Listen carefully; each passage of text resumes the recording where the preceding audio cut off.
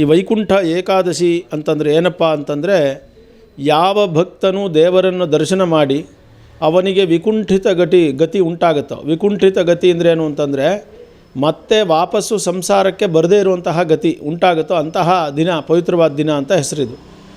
ಈ ವೈಕುಂಠ ಅಂತಂದರೆ ಏನು ಅಂತಂದರೆ, ಕುಂಠಿತ ಅಂತಂದರೆ ನಮ್ಮಲ್ಲಿ ಎಲ್ಲ ಪ್ರೋಗ್ರೆಸ್ ಇಲ್ಲದೆ ಇರೋದು, ಅಂದರೆ ಅಭಿವೃದ್ಧಿ ಇಲ್ಲದೆ ಇರೋದಕ್ಕೆ ಕುಂಠಿತ ಅಂತ ಕರಿತೀವಿ ನಾವು. ಅಂದರೆ ಅವರ ಕೆಲಸವು ಕುಂಠಿತವಾಯಿತು ಎಲ್ಲ ಹೇಳ್ತೀವಿ. ವೈಕುಂಠ ಅಂತಂದರೆ ಏನು ಅಂದರೆ, ಕುಂಠಿತ ಇಲ್ಲದೇ ಪ್ರೋಗ್ರೆಸ್ ಇರೋದಕ್ಕೇ ವೈಕುಂಠ ಅಂತ ಹೆಸರು. ಈ ವೈಕುಂಠ ಯಾರು ಅಂದರೆ, ನಾರಾಯಣನಿಗೆ ವೈಕುಂಠ ಅಂತ ಹೆಸರು. ಯಾಕೆಂದರೆ ವೈಕುಂಠ ಲೋಕ ಅಂತ ಒಂದಿದೆ, ಅಲ್ಲಿ ಅವನು ವಾಸ ಮಾಡ್ತಾನೆ. ಆದ್ದರಿಂದ ಅವನಿಗೆ ವೈಕುಂಠ ಲೋಕ ನಾಯಕ ಅಂತಲೂ ಹೆಸರು, ಮತ್ತು ಅವನಿಗೆ ವೈಕುಂಠ ಅಂತಲೂ ಹೆಸರು.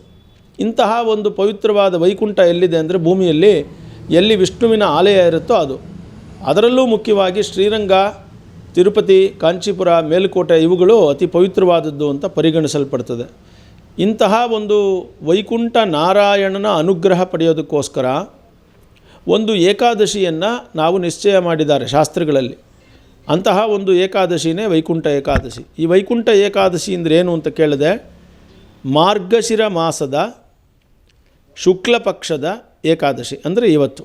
ಅದು ಹೇಗೆ ಬರುತ್ತೆ ಅಂತ ಕೇಳಿದ್ರೆ, ನಮಗೆ ಗೊತ್ತಿದೆ ನಮ್ಮಲ್ಲಿ 12 ತಿಂಗಳಿದೆ, ಚೈತ್ರ ವೈಶಾಖ ಅಂತ. ಹಾಗೆ ಅದು ಮಾರ್ಗಶಿರ ಮಾಸ ಅಂತ ಬರ್ತದೆ. ಆ ಮಾರ್ಗಶಿರ ಮಾಸದ ಶುಕ್ಲ ಪಕ್ಷ ಇರಬೇಕು, ಏಕಾದಶಿ ಇರಬೇಕು.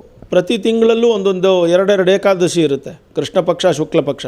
ಆದರೆ ಅವಕ್ಕಷ್ಟು ಅದು ಮಹತ್ವ ಇದೆ, ಆದರೆ ಇಷ್ಟು ಮಹತ್ವ ಇಲ್ಲ. ಇದಕ್ಕೆ ಪುತ್ರದ ಏಕಾದಶಿ, ಮೋಕ್ಷದ ಏಕಾದಶಿ ಅಂತ ಕರೀತಾರೆ. ಯಾಕೆಂದರೆ ಈ ಏಕಾದಶಿ ಆಗಿದ ತಕ್ಷಣವೇ ಉತ್ತರಾಯಣ ಕಾಲ ಪ್ರಾಪ್ತಿಯಾಗುತ್ತೆ. ಅದು ಒಂದು ವಿಶೇಷ. ಇನ್ನೊಂದೇನಪ್ಪ ಅಂತ ಹೇಳಿದ್ರೆ, ವೈಕುಂಠದ ಬಾಗಿಲು ಇವತ್ತು ತೆಗೆಯುತ್ತೆ. ಇವತ್ತು ವೈಕುಂಠದ ಬಾಗಿಲು ತೆಗೆಯುವ ದಿನ ಇವತ್ತು.